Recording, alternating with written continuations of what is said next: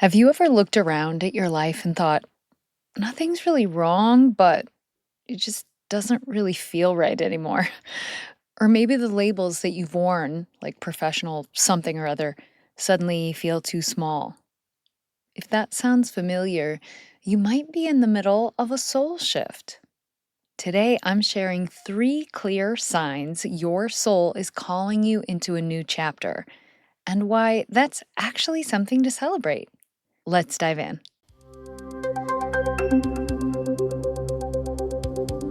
Welcome to Star Potential, a podcast where we explore the meaning of our existence while having a few laughs and sometimes tears through stories from the road of life. I'm your host, Julie Jo Hughes. As a stage performer, my life is quite literally about song and dance. I believe that life here on Earth is a playground for discovery, not a contest to be won. We ask questions together like, how do I evolve my consciousness? And how do you sing a passionate ballad when there's an old guy in the front row with his balls showing? True story. Stick around for these fun conversations. Hi, and welcome to Star Potential. I am your host, Julie Jo, and I just felt like I needed to drop in with you quickly today.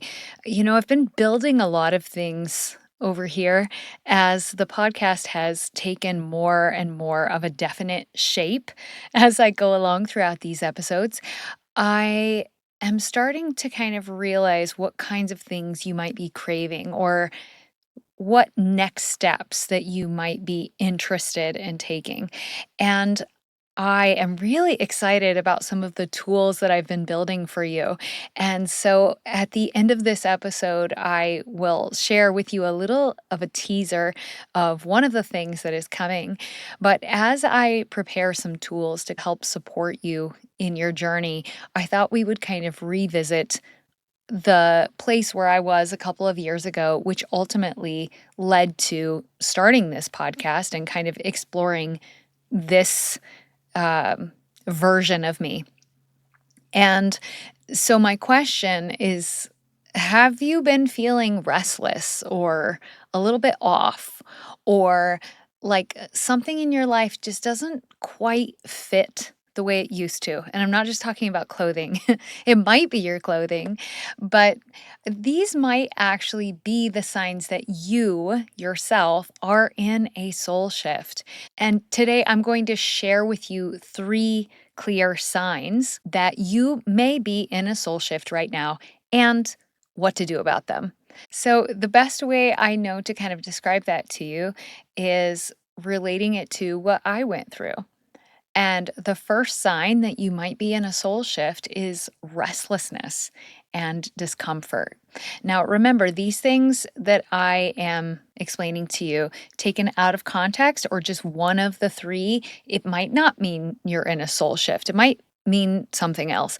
But if we kind of look at these 3 things today, and if you feel like maybe you're feeling bits of all 3, even if one is much stronger than the other 2 right now, it's a pretty good sign that that's probably what's going on. Probably it's that you're in a soul shift. And we'll talk a little bit about what does that even mean and what do I do if I find out I'm in a soul shift? Like, what do I do with that information? But first, you might be having that feeling like something is a little off, or something that always used to feel good or used to feel like it fit isn't really fitting anymore. So, what we want to recognize here is that restlessness is not a bad thing. It is your soul knocking on the door. It's tapping your shoulder. It's trying to get your attention. So it doesn't necessarily mean that you're failing at the thing that you've been trying to do. It's just nudging you saying, that ain't it. Uh, that's this isn't the thing. Like, maybe this used to be your goal and you're still holding on to something that you wanted 10 years ago or 20 years ago. But things have changed since then. There are different parameters. And what you wanted back at that time actually isn't even what you want now. But you've just been still chasing that thing because you didn't achieve it yet or you didn't get there. And so you think, I have to prove it to myself that this is the thing I was working towards and now I've got to get there. Well, guess what? If that's no longer aligned, if that's not really the thing that you're truly wanting now, why are we working so hard to force something that no longer fits? It's no longer your desire. Your desire is shifted. There's no shame in that. You might feel a little bit of, well, I always told myself I was going to do that thing. Yeah, okay. I get that. I relate to that. But what if you truly honored what you really want now? Isn't that going to feel even better? To and you're going to have so much more vital energy to put into that thing you're wanting now because it's what you're actually wanting. So you don't have to convince yourself or um, force yourself into something because it's going to be much, much harder if it's not even truly what you want anymore. You're just going off of some kind of martyrdom or forcing yourself because it's what you used to want. Okay. So just quick story from my life is, we were trying to make all these things happen with this band that I had helped get going from the ground up. And even though I still love performing, like it just wasn't like doing it for me anymore. And I started noticing that I didn't care to connect with people afterwards. My heart wasn't always in it. And just because that's what I thought I wanted when we had started the band 5 years earlier, I started to recognize I don't know what's going on with me, but like I just started to feel like resentful for every gig. And I just noticed there was not that same vitality in me anymore. Not that I couldn't do it, I could force it, but it wasn't like organically there. I wasn't just wanting to go and do that anymore. And I actually felt this for a really long time before I even recognized it. It was people around me that began to recognize it before I did. And my husband was calling it out for quite a while, and I was still denying it, saying, "No, like, I don't know what you're saying, but that's not true." Until I could see it myself. Okay, the second, sign number 2 that you might be in a soul shift is that the old labels that you identified with no longer really seem to fit. So the roles or the titles or the ways that you've defined yourself for possibly a long, long time, they suddenly start feeling too small or that they don't encapsulate everything that you are or that you feel. The way we're going to reframe this is that this isn't losing yourself or you're not giving up on something you were trying to be. It's making space for the truer self of who you are right now or who you're stepping into, the version of you that you're becoming. My personal example in this one was I had tried for so many years living up to that label of professional singer. And so I wanted to do only things that a professional singer would do. For instance, if it was something an amateur singer would do, I didn't want to do that because I'm not an amateur. Um, but telling you the story now, you can see how that was my pride getting in the way of what I actually wanted to do. Some of those amateur singer things might have actually brought me a lot of joy. When you're in your joy, you are a magnet for the things that are going to bring you more abundance and expansion. Translation, possibly even bigger job opportunities, because you're not so hung up on the label of what you are that you're just being who you are. And when we're being who we are, we attract the kinds of things that align with who we are, with that same energetic resonance. And so if I am just being who I am, that radiates a certain level of joy and abundance. And then I pull in those things that I'm wanting because we're resonating on the same frequency. Are you tracking with this? Does that make sense? And so when I started dropping that label of I am a professional singer, and instead I just really started tapping into the things that brought me joy, of which singing is included in that list, along the way, even without looking for them, opportunities fell into my lap. They came to me. I attracted that with my aligned resonance. Okay. So it wasn't by the forcing.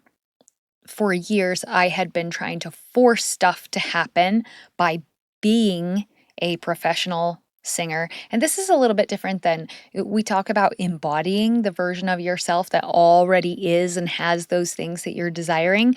That's still a wonderful tool. But if the label itself is causing you turmoil and frustration and grief because you're feeling like you're not really a match with that label in more ways than one, then that's actually the label is working against you. So you see, it's not about labeling yourself what you want and then expecting that it's going to come to you. When we talk about embodying, we want to think about what are the qualities of that label that you would want to embody, which would then call that in. Do you see the little subtle difference there? Okay. So your old labels don't fit anymore. And sign number 3 that you might be in a soul shift is that you are craving depth and alignment, something more, right? So you're wanting real conversations. You're seeking deeper meaning. You're developing new practices that might not have even interested you before. So the way we want to reframe it, it's not that everything in your life is shallow and meaningless right now. It's that this craving that you're having is the doorway to expansion, not isolation. So sometimes it can feel really lonely when we're kind of in between who we were and who we're becoming. We feel a little bit lost on only man island, Um, but what I encourage you to do is to trust in that craving, lean into it, get really curious about it. It's a craving that's in place to guide you into alignment. It's that subtle nudge from your soul that's saying, come on over here. There's something that is going to be even more satiating for you. And so for me, it wasn't that I didn't wanna sing anymore, but I started craving more depth, more connection. I wanted to somehow use my voice in a way that would really help me connect with others. And perhaps what I was doing up until that point was satisfying that for me, but into the version that I was becoming of myself, what I was doing was too small for me. It didn't align anymore with the depth that my soul was craving. And that's what told me it was time for some kind of a change. Now, if you've been listening to this podcast for a while, you know that it it didn't happen overnight. It wasn't that I was so wise and so intuitive that I suddenly knew, I need to move into a different line of work. And then I did, and then everything was glorious.